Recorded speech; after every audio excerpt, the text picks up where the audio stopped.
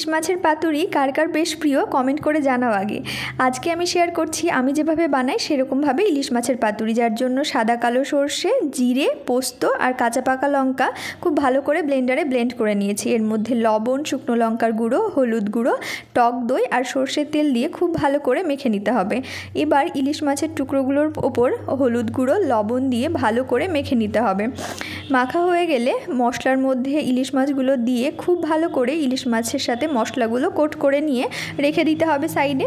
এদিকে কলার পাতাগুলো আমি প্যানের মধ্যে হালকা একটু সেঁকে নিয়েছি, তার মধ্যে ইলিশ মাছ, অল্প একটু মশলা, ওপরে একটা কাঁচা লঙ্কা দিয়ে দুপাশ মুড়ে নিয়ে সুতো দিয়ে বেঁধে দিলেই তৈরি হয়ে যাবে ইলিশ মাছের পাতুরির এই র্যাপটা। এবার প্যানের মধ্যে সরষের তেল গরম করে এপিঠ ওপিঠ মিডিয়াম টু লো ফ্লেমে 10 মিনিট করে ভেজে নিলেই তৈরি হয়ে যাবে মজাদার এই ইলিশ মাছের পাতুরি।